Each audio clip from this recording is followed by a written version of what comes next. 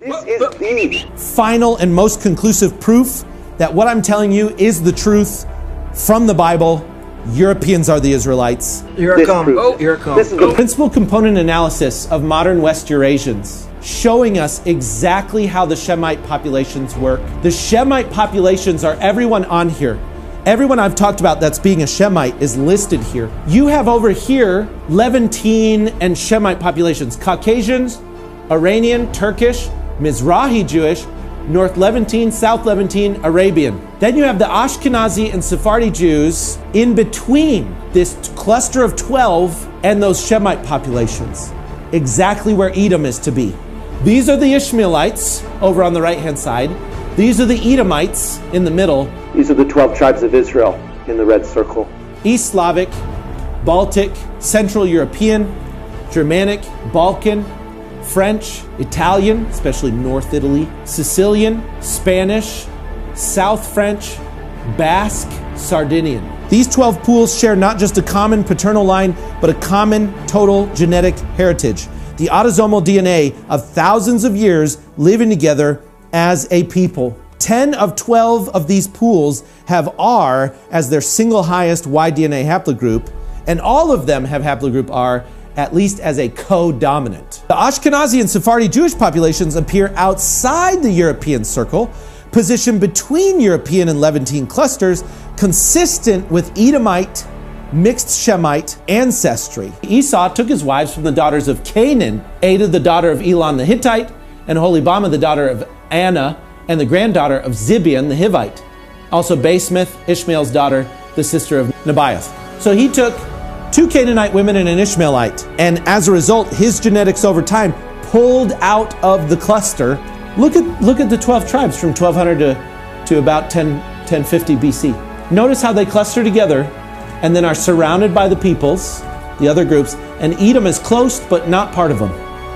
Edom's down there in the south, close but not part of them. Exactly what the genetics, modern genetics, are showing. 12 groups, 12 tribes. Figure 1b from ISRAELITES et al. 2015 shows us that they have maintained their 12 tribe genetic signature, closely clustering with each other, Edom just outside, and the rest of the Shemites even further.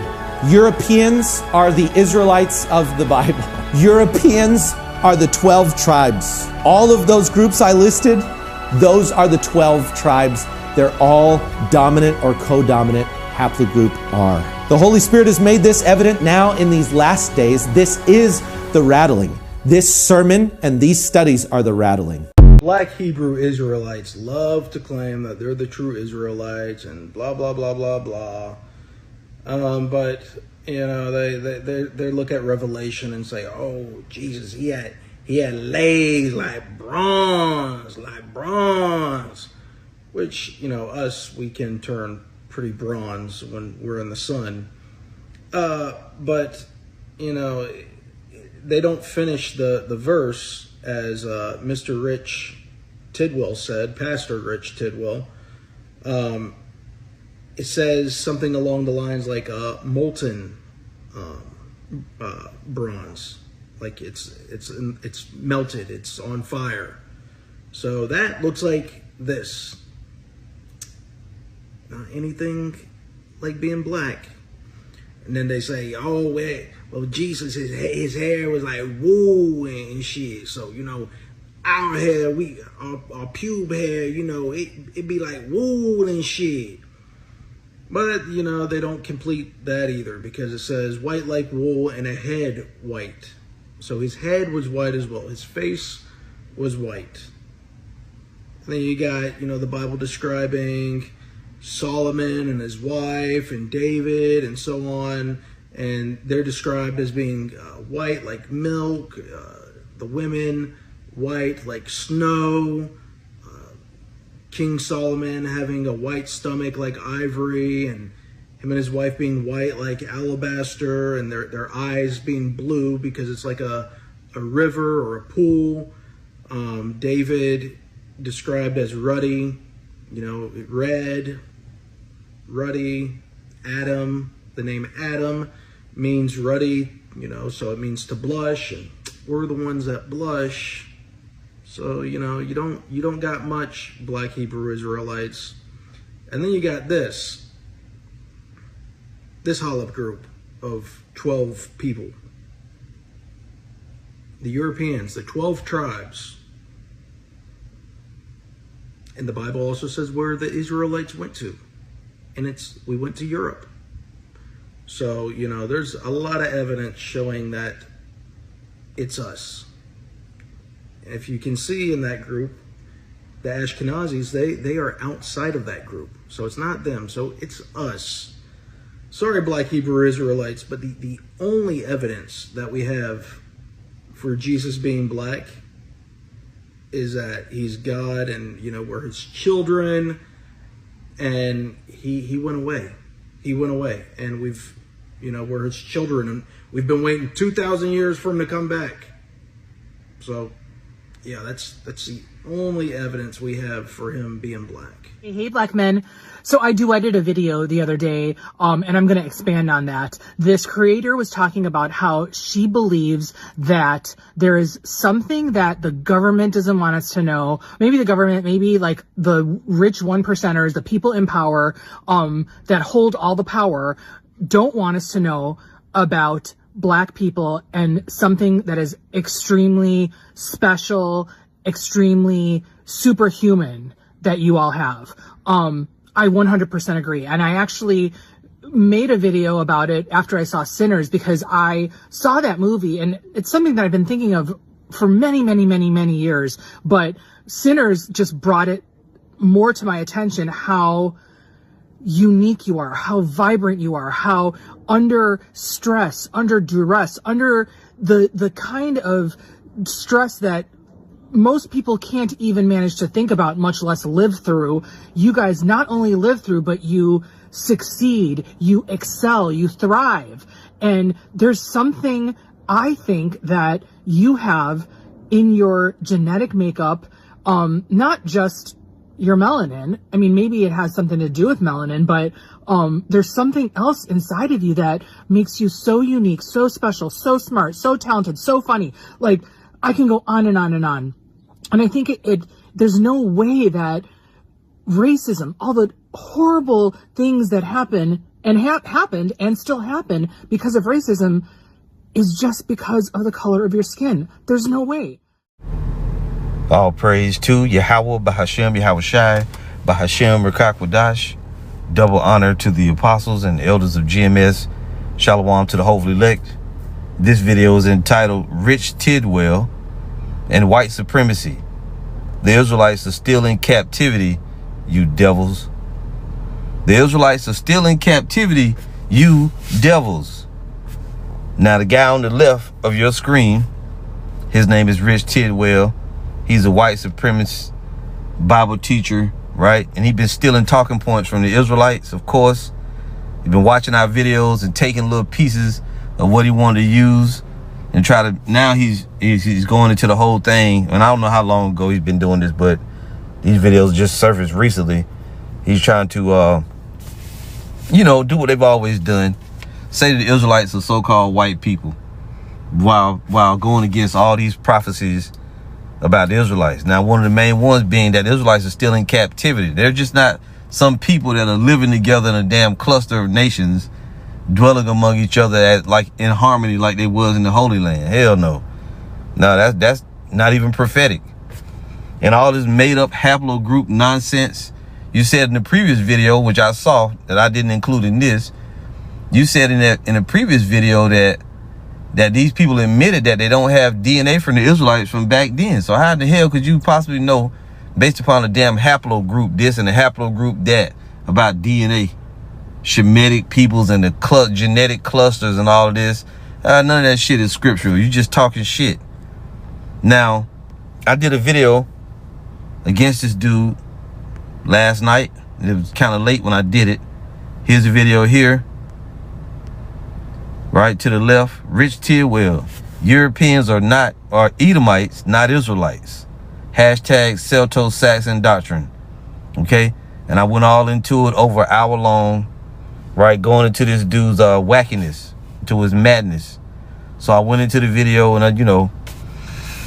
I went into some of his doctrine. Now, the Jewish rabbi in the middle, they call white America, or he called America in the Western world, Edomites.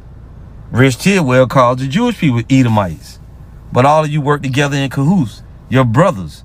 Okay? All of you are Edomites together. But you should go and check that video out if you haven't seen it. 1 hour, 1 minute, and 20 seconds long. Okay? Full of different stuff. Right? Even shows some history from the Dark Ages, like I'm going to do in this video. Now, the reason I said Rich Tidwell, we know he's stealing talking points from the Israelites. I meant to show this last night in the video, but I failed to show this. Okay, so as I was going into last night, I meant to show this screenshot from one of his lessons. It says, Rich Tidwell, the 12 lost tribes of Israel have been found. The Ashkenazi are not among them. See the full study, The Lost Sheep of Israel Found. 8 criteria for identifying ethnic Israel. Blah, blah, blah. Now you got Jeremiah 3:18. In those days the house of Judah shall walk with the house of Israel, and they shall come together from the land of the north to the land that I gave your fathers as an inheritance. And that is 100% one of the scriptures that we always use as we talk about the Israelites leaving captivity and going back to the Holy Land. So we know that this guy is swagger jacking, okay? He's ear hustling. He's watching our videos and trying to steal certain talking points and apply them to those people and to his people, the so-called white man, the white so-called white nations. But you ain't gonna get away with it this time, Tidwell. You was going off 100%, okay? And that white supremacy shit ain't gonna save y'all. Now, already his teachings have already started to spread, because you had this guy here on the right, this meathead idiot, and you know, talking that his legs was bronze and shit. His hair was, you know, trying to tell jokes and shit. It's all good. He said the only evidence we got that Jesus was black is that it's been 2,000 years that he left his kids. Okay, very funny, right? But what you devils don't realize that the Israelites are still in captivity, and Tidwell completely butchered the book of Song of Solomon with his descriptions, okay? He's an idiot. He don't understand the scriptures at all. Anyway, what I wanted to ask is, why don't you people ever mention the Dark Ages? I mentioned that in the video last night. You're so crazy about Europe, talking about Europe and the Israelites being there. Why don't you ever mention the Dark Ages? You see, this is what you devils have left out. See, this is how we know you covered the faces of the judges. So here's a book, Nature Knows No Color Line by J.A. Rogers, right?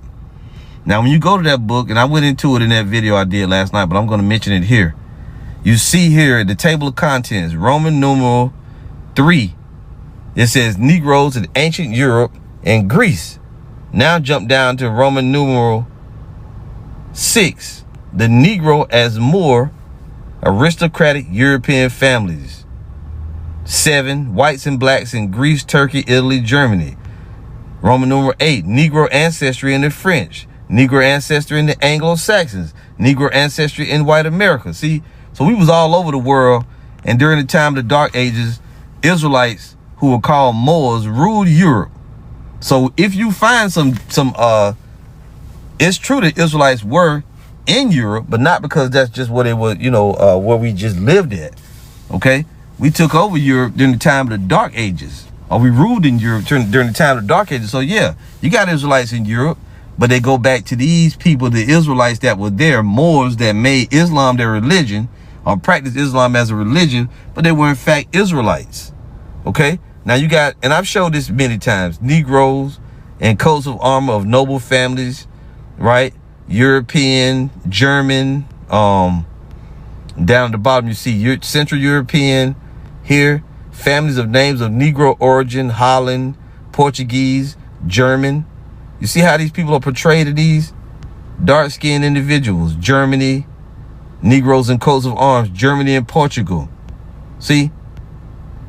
The Black Madonna and you know, it says Christ, and outing Bavaria, Coburg, Germany, Kammersburg, Austria. See, just everywhere. And there's a lot of history that goes back to the Dark Ages, right? Which there were the Moors were Israelites. They just practiced Islam as their religion, which they was going off, but it is what it is. So let's go real quick. So now, going to the, you know, fast forwarding to today. back during the time of the Renaissance, these damn devils, the Edomites, they painted over all the dark art of Europe, chipped noses off statues, moved landmarks, moved shit around. Then in these last days, of course, we knew they was going to have teachers that say that they're the Israelites, but you don't fit the prophecies, though. Like we've been telling you. The Israelites are still in captivity. They ain't just clustered living together in a particular area. And, hell no. No, the Israelites in captivity. So let's first start with Job 9 and verse 24. Okay? Now it says, the earth is given into the hand of the wicked. Who's the wicked and who rules the earth? The so-called white man Esau. The scriptures tell us very well that in the last days, Esau will be the ruler immediately preceding the coming of the Lord. This is 2 Esdras 6 and 9. For Esau is the end of the world, and Jacob is the beginning of it that follows. So Jacob's world comes next. And if the Israelites are not in their land, like Tidwell says, which they're not, that means Jacob is in captivity, scattered throughout the earth, right? Not clustered into one area and living around all them, and they eat them living not right next to them. Hell no. The scriptures tell us, and I went into it last night, that Esau will have Jacob in captivity in Babylon the Great. World War III still got to come. And why is World War III going to be far pursuing to Joel chapter 3? Because of what Edom and what the nations have done with the Israelites by scattering them around the world, right? And parting the Most High's land for themselves. And guess what? America and Great Britain and France and Germany and other nations have helped those people procure that land for themselves. You set up that Zionist state, mainly with America and Britain. So ain't no damn way. If you saying you Jacob, why is it that you help Esau? You call the Israelis Edomites and Esau. Why is it that you help them steal your land then? Doesn't make any sense. You all over the place, cuz.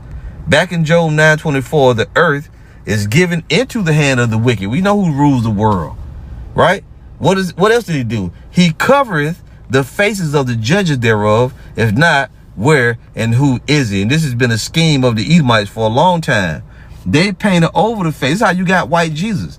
This is why he's saying what he's saying, because he expects that his word is going to carry the most weight because they rule the world. See, we white. The Israelites are white. See, they're white, like molten lava, whatever the fuck he said. Just going off.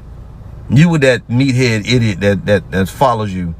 This is Jeremiah chapter 1, verse 14. Now, they take this and he broke it down wrong. Let's get into it. His head and his hairs were white like wool, as white as snow, and his eyes were as a flame of fire. Does it mean that his head is white? No, the hair on his head is white. The hair, when it says his head, that's talking about the hair on his head. When it says his hairs, his beard, his head and his hairs were white like wool, as white as snow, and his eyes were as a flame of fire, and his feet like unto fine brass, as if burned in the furnace. It don't say glowing in the furnace. It don't say heated in a furnace, lit up like a furnace, glowing like a furnace. It said burned in a furnace. And his feet like unto fine brass, as if they burned in a furnace, and his voice as the sound of many waters. How can we count on this description? Because when you go back to the book of Daniel, Daniel 7, is it 7? Let me see if I got it right. Not 7 and 9. Let's see here. Just bear with me. Arms and his feet. This gives a description of the Lord that Daniel saw in a vision. Daniel 10. I don't know why I was getting that mixed up. Daniel 10 and 5. Then I lifted up mine eyes and looked, and behold, a certain man clothed in linen, whose loins were girded with fine gold of Uphaz. His body also was like the beryl, meaning what? He had on a garment that was the color of beryl, meaning green. And his face has the appearance of lightning, and his eyes as lamps of fire, and his arms and his feet like in color to polished brass. What color is polished brass? When you go to the description here, and it didn't say heated brass, it said polished brass. Right here, the word is burnished, polished. Like fine brass is burned in a furnace. Burnished, polished. Now, let's go to brass. What is brass? Copper, bronze. Copper, bronze. See that? So if you got burnished brass, what would that look like? Copper, burnished copper. What color would that be?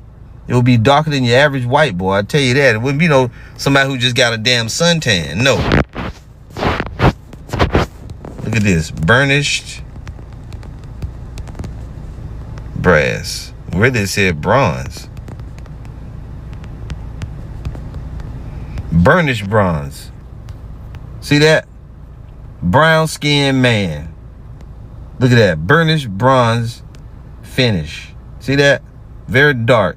And the angels were described the same way. When you go to the book of Ezekiel, let's go there real quick. Ezekiel 1, I believe, maybe around about verse 10. I might be wrong on that. Ezekiel 1. And, well, I forget where it is. And forgive me. Turn this up. Here it is. Ezekiel 1 verse 7. Describing the angels. And their feet were straight feet, and the sole of their feet was like the sole of a calf's foot. Meaning what? You know how ninjas have those boots on? And they got one toe separate from the rest of the toes? That's what it's like a parted hoof. The angels had on these boots. And their feet were straight feet, and the sole of their feet was like the sole of a calf's foot, and they sparkled like the color of burnished brass. Same thing as with the Savior. See? So the angels are so-called black men. Yahweh Shai, the Savior, is a so-called black man. The tribe of Judah are so-called black people. Okay? And what would Esau do in the last days? He would, well, we read it in Job 9:24, right? Now let's go to 1 Maccabees 1, verse 48. This is when the Israelites were being besieged or ran up on. This is 1 Maccabees 1:45 during the Greek captivity. Now Jerusalem lay void as a wilderness. There was none of her children that went in or out. The sanctuary also was trodden down, and aliens kept the stronghold. The heathen had their habitation in that place, and joy was taken from Jacob, and the pipe with the harp ceased. Wherefore the Israelites assembled themselves together and came to Mosphah over against Jerusalem. For Mosphah was the place where they prayed aforetime in Israel.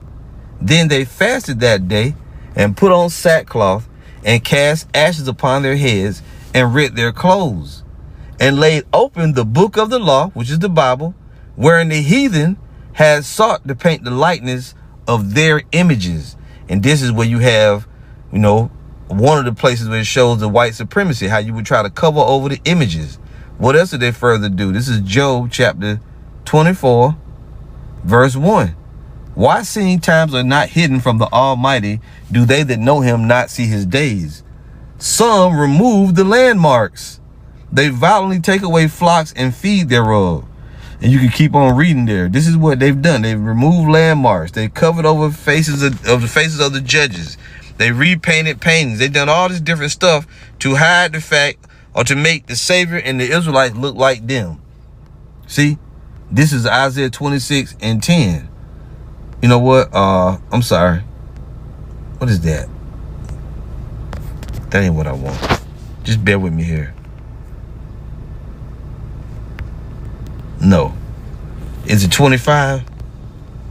Isaiah 25:7. And he will destroy in this mountain the face of the covering cast over all people. See, these devils cast a covering over all people. They changed the names of lands. They painted over images. They try to inject themselves into a place that wasn't theirs. This is what they've always done. Just like they stole America over here. They stole this land. They stole the Holy Land. They moved into Europe and pushed the people that was the original inhabitants of Europe out. And just displaced them. Then they said that they're those people. See, that's part of white supremacy, covering over images. Now in the last days, come along and just try to explain it all away, trying to tear down everything that's been coming out as far as the truth. And these other little low-level devils, they hurt because they been hearing all the truth coming out of the Bible, and all they doing is leaning on their fucking haplogroups and their little petty breakdowns that they got wrong, changing words. See? Instead of it saying burnish, like fine brass is burned in a furnace, or burnished brass, what do they say? Molten, glowing, you know, different little words they try to use. See, it's always twisting and trying to cover shit up. That like, and again, they don't mention all the shit from the Dark Ages, all that history that's been covered up. Why don't they mention that? If you talking about Europe so goddamn much, why you ain't mention the coats of arms and all that stuff from the Dark Ages? Why you ain't mention that? You just covered it up. You know why? Because you're the anointed cherub that covereth. You devils. That's what you always do. Put a covering over shit. Isaiah 25:7, he will destroy in this mountain the face of the covering cast over all people and the veil that is spread over all nations. This is what the wicked have done. They cast a covering over the people. Now, we're going to move on from there. And let's show you that the Israelites are still in captivity. See, you trying to explain about this haplogroup and all this other shit as if, let me show you this little shit that he put up. This shit right here. Showing that these are trying to show you these 12 clusters and all that shit. See? These East Slavic, Germanic, French, Spanish, Italian. See that? So this motherfucker, in effect, is telling you that the Romans were Israelites, basically. Because that's the Roman Empire part of it right there. No, man. You ain't going to get away with this shit. That's why I'm going to stay on your ass. I'm going to stay on your ass. And I don't have to say pause. Because I'm not a homosexual. I don't need to keep explaining myself. Fuck that. So the Israelites are in captivity and scattered over all the earth. This is Deuteronomy 28. And let's go to verse 48. And let's actually go to 43. It says, the stranger that is within thee shall get up above thee very high, and thou shalt come down very low. He shall lend to thee, and thou shalt not lend to him. He shall be the head, and thou shalt be the tail. The so-called white man is on top in the world today. You ain't the tail. You're the lender. You're not the borrowers. You're the lenders. Your people on top. Moreover, all these curses shall come upon thee, and shall pursue thee, and overtake thee, till thou be destroyed. Because thou hearkenest not unto the voice of the Lord thy power, or God, to keep his commandments and his statutes, which he commanded thee. And they shall be upon thee for a sign and for a wonder, and upon thy seed forever. So the Israelites are under the curses, okay? And one of the curses is captivity, slavery. This is Deuteronomy 28:48. Therefore shalt thou serve thine enemies, which the Lord shall send against thee, in hunger and in thirst and in nakedness and in want of all things, and he shall put a yoke of iron upon thy neck until he have destroyed thee. You see that? Now, Tidwell mentioned last night in the video that I did, he mentioned that the Israelites will forget their Israelites, right? But why? Jeremiah 17:4, and thou, even thyself, shall discontinue from thine heritage that I gave thee, and I will cause thee to serve thine enemies in the land which thou knowest not, for you have kindled a fire in mine anger which shall burn forever. That goes right with what's written in Deuteronomy 28:48. Captivity, right? Now, we should be able to see, well, first, let's prove that the Israelites are definitely under the curses. And Rich Tidwell, you would have to agree, because you said that the Israelites, you put up Jeremiah 3:18. Let's go up there and find it. You put up Jeremiah 3:18, which means it says that in those days, the house of Judah shall walk with the house of Israel, and they shall come together out of the land of the north to the land that I gave to your fathers as an inheritance, meaning that they're not in the land currently. So why are they not in the land? What said they weren't going to be in the land? The curses. They've been scattered. That's in Deuteronomy 28:64. Let's go back. Did I close it already? That's okay. Deuteronomy 28 verse 64. Listen. It says, and the Lord shall scatter thee among all people from the one end of the earth even unto the other. And there thou shalt serve other gods. Wait a minute. Why would the Israelites be serving other gods? Because the prophecy from Jeremiah 17 said what? That they would serve their enemies in a land that they didn't know, and they would worship other gods. You see? Or they would go into a land that was not theirs. That's why they're worshiping those other gods, because of the exile. And they're under their oppressors' gods. And there thou shalt serve other gods, which neither thou nor thy fathers have known, even wood and stone. You see that? So the scattering is there. Now, let's get proof that we're under the curses. Daniel 9:11. Yeah, all Israel have transgressed thy law, even by departing, that they might not obey thy voice. Therefore the curse is poured upon us, and the oath that is written in the law of Moses, the servant of the Most High, because we have sinned against him. If you read that in the NLT, what does it say? All Israel disobeyed your instruction and turned away, refusing to listen to your voice. So now the solemn curses and judgments written in the law of Moses, the servant of the Most High, have been poured down on us because of our sin. Verse 12, and he hath confirmed his words, which he spake against us and against our judges that judge us, by bringing upon us a great evil. For under the whole heaven hath not been done as hath been done upon Jerusalem. As it is written in the law of Moses, all this evil is come upon us, yet made we not our prayer before the Lord our power, that we might turn from our iniquities and understand thy truth. So the Lord told you plainly that nothing this bad has happened to any people has happened to the Israelites. And we know that the transatlantic slave trade is the worst atrocity that's happened to any people. So bad to the point where your sorry ass America and them Israelis in Argentina didn't want to vote in that resolution in the UN that it was the worst thing that happened to any people. But because you're embarrassed about it. Really, because you're devils is why you didn't want to admit it. But all the world agrees that it is. And the only reason you didn't admit it, you and in Israel, the people you're trying to blame in Argentina, is because y'all conspired together to steal the land, and you didn't want to vote on that being the top nation, that awareness would go out over the earth. But it's too late. It's too late. Much too late. Let's show you now Israel leaving captivity, going home. Jeremiah 30 and verse 7. Alas, for that day is great, so that none is like it. It is even the time of Jacob's trouble, but he shall be saved out of it. Jacob's trouble is going to come, but the elect is going to be saved out of it.